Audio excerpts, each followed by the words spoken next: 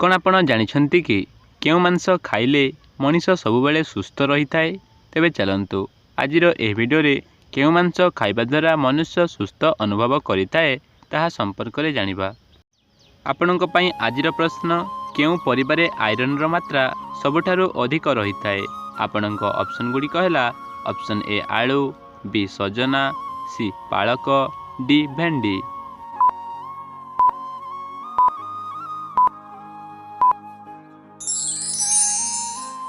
ସମୟଟି ସମାପ୍ତ ହୋଇସାରିଛି। ତେବେ ଏହାର ସଠିକ୍ ଉତ୍ତରଟି ସି ପାଳକ। ପାଳକ ପରିବାରେ ଆଇରନ୍ର ମାତ୍ରା ସବୁଠାରୁ ଅଧିକ ହୋଇଥାଏ।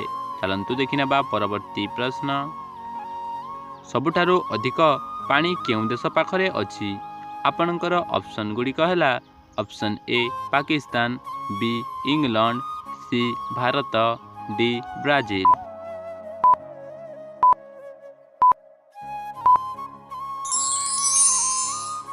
ତେବେ ପୁଣି ଥରେ ଆପଣଙ୍କ ସମୟଟି ସମାପ୍ତ ହୋଇସାରିଛି।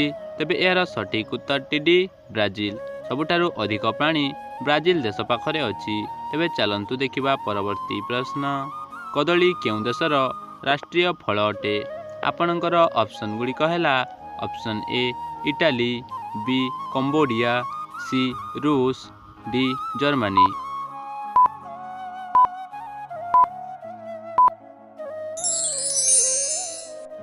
ଆପଣଙ୍କ ସମୟଟି ସମାପ୍ତ ହୋଇସାରିଛି। ତେବେ ଏହାର ସଠିକ୍ ଉତ୍ତରଟି ବି କମ୍ବୋଡ଼ିଆ। କଦଳୀ କମ୍ବୋଡ଼ିଆ ଦେଶର ରାଷ୍ଟ୍ରୀୟ ଫଳ ଅଟେ। ତେବେ ଚାଲନ୍ତୁ ଦେଖିନେବା ପରବର୍ତ୍ତୀ ପ୍ରଶ୍ନ। କେଉଁ ପଶୁର ଚମଡ଼ା ବୁଲେଟ୍ ପ୍ରୁଫ୍ ହୋଇଥାଏ? ଆପଣଙ୍କର ଅପସନ୍ ଗୁଡ଼ିକ ହେଲା ଅପସନ୍ ଏ ହାତୀ, ବି କୁମ୍ଭୀର, ସି ଆର୍ମାଡିଲୋ, ଡି ନୀଳତମୀ।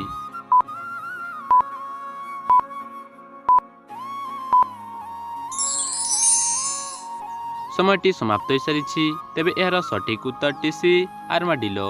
ଆର୍ମାଡିଲୋ ପଶୁର ଚମଡ଼ା ବୁଲେଟ୍ ପ୍ରୁଫ୍ ହୋଇଥାଏ।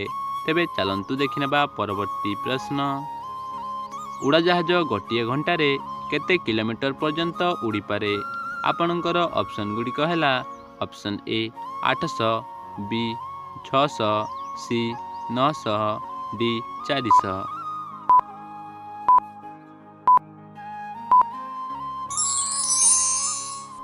ପୁଣି ଥରେ ସମୟଟି ସମାପ୍ତ ହୋଇସାରିଛି। ତେବେ ଏହାର ସଠିକ୍ ଉତ୍ତରଟି ସି 900। ଉଡ଼ାଜାହାଜ ଗୋଟିଏ ଘଣ୍ଟାରେ 900 କିଲୋମିଟର ପର୍ଯ୍ୟନ୍ତ ଉଡ଼ିପାରେ। ତେବେ ଚାଲନ୍ତୁ ଦେଖିନେବା ପରବର୍ତ୍ତୀ ପ୍ରଶ୍ନ। ଦିନକୁ କେତେ ଗ୍ରାମରୁ ଅଧିକ ତେଲ ଖାଇଲେ ହାର୍ଟ ଆଟାକ୍ ରୋଗ ହୋଇଥାଏ? ଆପଣଙ୍କର ଅପସନ୍ ଗୁଡ଼ିକ ହେଲା ଅପସନ୍ ଏ 20 ଗ୍ରାମ, ବି 5 ଗ୍ରାମ, ସି 10 ଗ୍ରାମ, ଡି 15 ଗ୍ରାମ।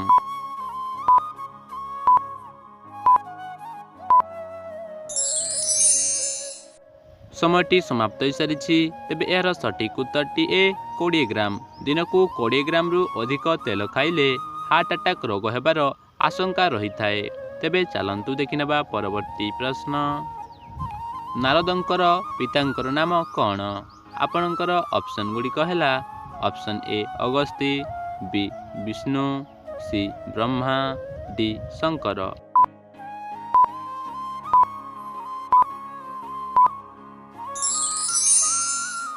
ପୁଣି ଥରେ ସମୟଟି ସମାପ୍ତ ହୋଇସାରିଛି। ତେବେ ଏହାର ସଠିକ୍ ଉତ୍ତରଟି ସି ବ୍ରହ୍ମା। ନାରଦଙ୍କ ପିତାଙ୍କ ନାମ ବ୍ରହ୍ମା। ତେବେ ଚାଲନ୍ତୁ ଦେଖିନେବା ପରବର୍ତ୍ତୀ ପ୍ରଶ୍ନ। କେଉଁ ମାଛର ପେଟ ବେକରେ ଥାଏ?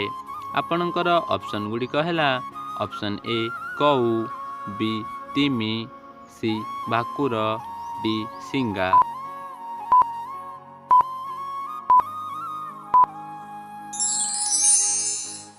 ସମୟଟି ସମାପ୍ତ ହୋଇସାରିଛି। ତେବେ ଏହାର ସଠିକ୍ ଉତ୍ତରଟି ଡି ଶିଙ୍ଗା।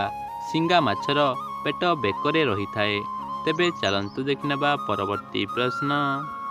କେଉଁ ମାଂସ ଖାଇଲେ ମନୁଷ୍ୟ ସବୁବେଳେ ସୁସ୍ଥ ଅନୁଭବ କରିଥାଏ? ତେବେ ଆପଣଙ୍କର ଅପସନ୍ ଗୁଡ଼ିକ ହେଲା ଅପସନ୍ ଏ କଇଁଛ, ବି କୋଚିଆ, ସି ବାରାହ, ଡି ହରିଣ।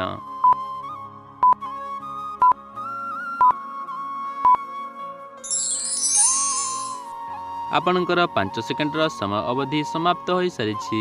ତେବେ ଏହାର ସଠିକ୍ ଉତ୍ତରଟି ବି କୋଚିଆ।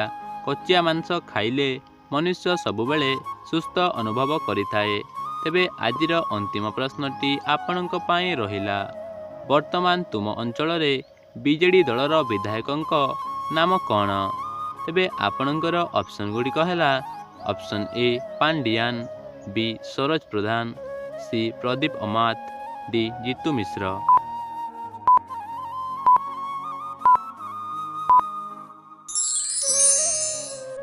ତେବେ ଏହାର ସଠିକ୍ ଉତ୍ତରଟି ଯଦି ଆପଣଙ୍କୁ ଜଣାଅଛି ତାହେଲେ କମେଣ୍ଟ ମାଧ୍ୟମରେ ନିଶ୍ଚୟ ଜଣାନ୍ତୁ ଏବଂ ଏହି ଭିଡ଼ିଓରେ କେତୋଟି ପ୍ରଶ୍ନର ସଠିକ୍ ଉତ୍ତର ଦେଇପାରିଲେ ତାହା ମଧ୍ୟ କମେଣ୍ଟ କରି ନିଶ୍ଚୟ କୁହନ୍ତୁ।